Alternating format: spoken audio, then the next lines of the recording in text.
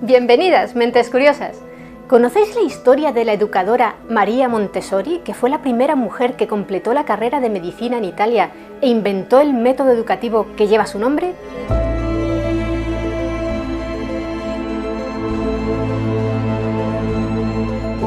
María Tecla Artemisia Montessori nació en la localidad italiana de Chiaravalle en 1870. Su padre había sido militar y trabajaba para el Estado. Su madre, sobrina del geólogo y paleontólogo Antonio Stoppani, había recibido una educación muy completa, algo poco habitual en una mujer de aquella época. Cuando María era pequeña, la familia se mudó a Roma por motivos laborales y ella empezó a ir al colegio allí a los 6 años. Sus primeras notas no fueron especialmente brillantes, pero fue progresando y su expediente académico comenzó a destacar y pronto se despertó en ella el espíritu inquieto que le caracterizaría toda su vida. En una ocasión, cuando tenía 10 años, estando muy enferma en la cama, con su madre muy preocupada junto a ella, le dijo: «No te preocupes, mamá, no puedo morirme, tengo demasiadas cosas que hacer». A los 13 años comenzó sus estudios de secundaria en una escuela técnica y a los 16 continuó en el Instituto Técnico Leonardo da Vinci. Por aquel entonces eran muy pocas las mujeres que se decantaban por estudios técnicos y el propio padre de María, chapado a la antigua, prefería que se dedicara a tareas consideradas femeninas. Pero animada por su madre, María estaba decidida a romper moldes y juntas consiguieron vencer la resistencia paterna para que pudiera estudiar lo que ella quisiese.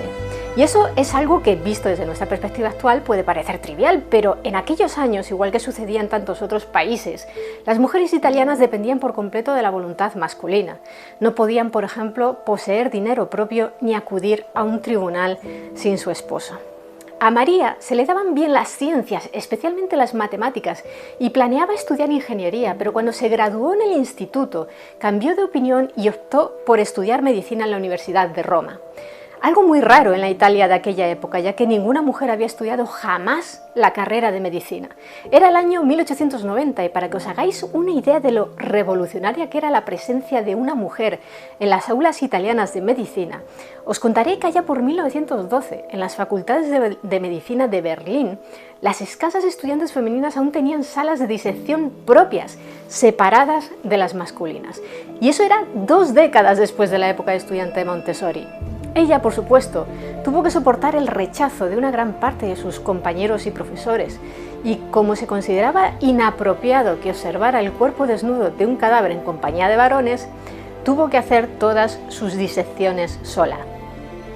Pese a las dificultades, María se especializó en psiquiatría y pedagogía y se doctoró en 1896 a los 26 años.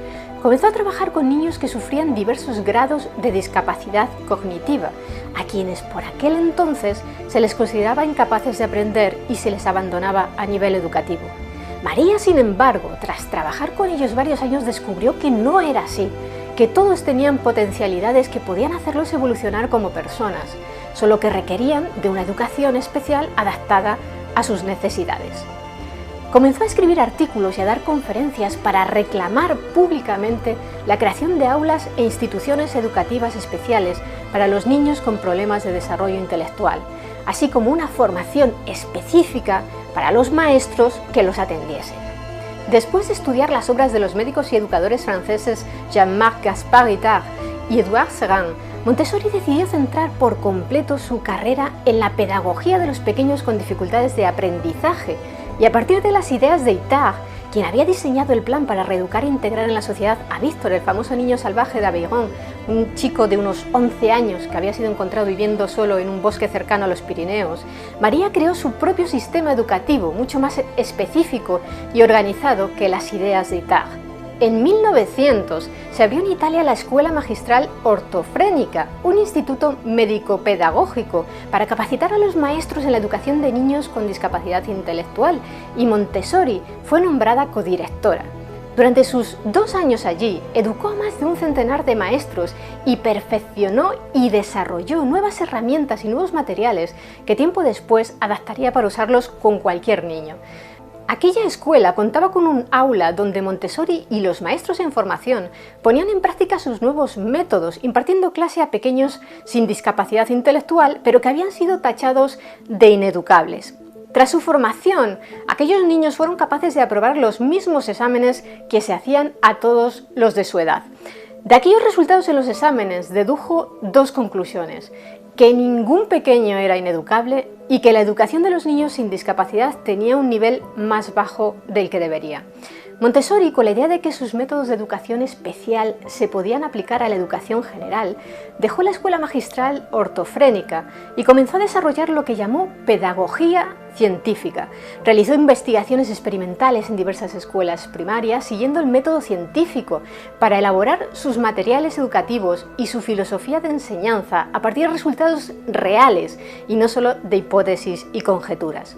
En 1906, Montessori fue invitada a supervisar el cuidado y la educación de un grupo de chicos de clase obrera del barrio de San Lorenzo, en Roma, y ella, como estaba deseosa de poner en práctica sus métodos, aceptó encantada.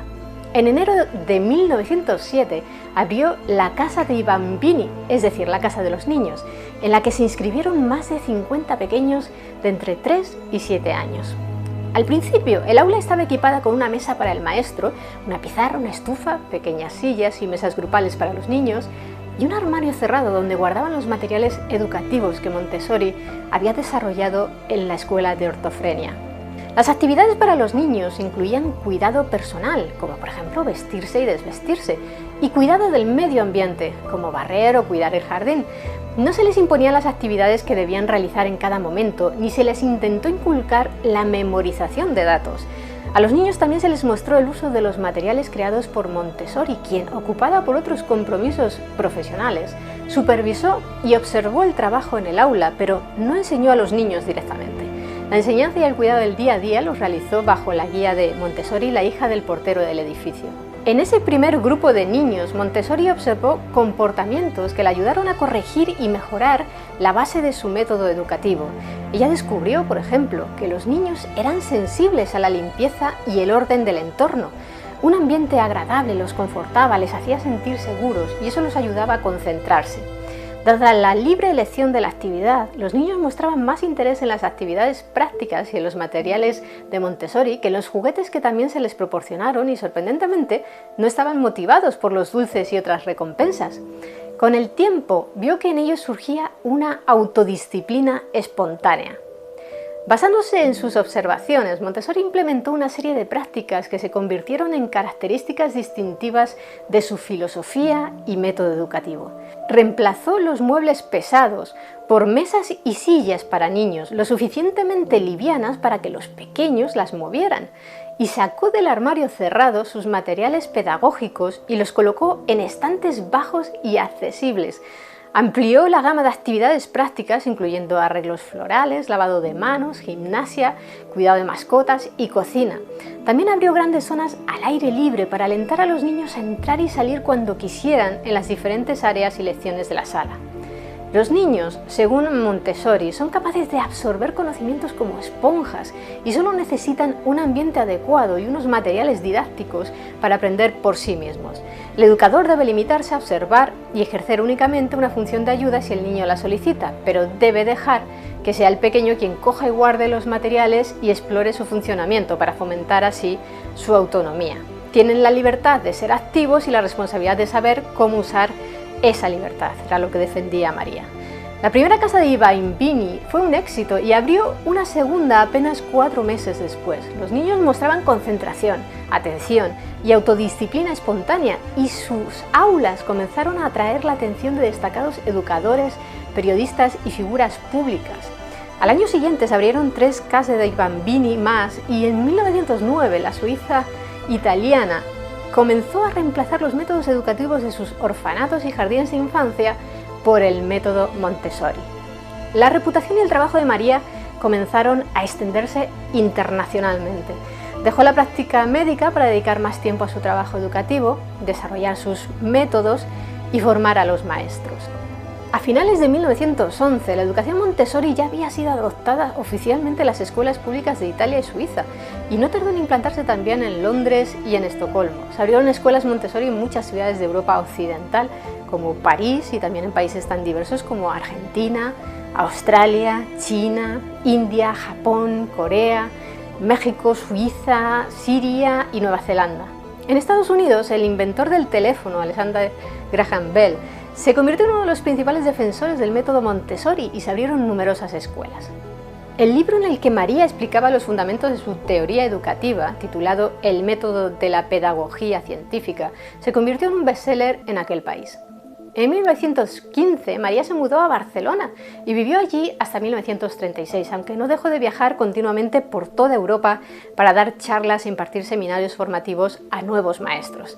También ofreció numerosas charlas acerca de la paz, una labor que la llevó a estar nominada al Premio Nobel de la Paz hasta en 6 ocasiones. Pero aquellas charlas ideológicamente opuestas al belicismo que en Italia promulgaba el dictador Benito Mussolini provocaron que todas sus escuelas en Italia fueran clausuradas. En Alemania, Hitler hizo lo propio. Tras el estallido de la Guerra Civil Española, Montessori abandonó el país. Primero se marchó a Inglaterra y luego a Holanda, donde viviría el resto de su vida, aunque nunca dejó de viajar por todo el mundo para promover la educación y la paz. Falleció en 1952 a los 81 años de edad.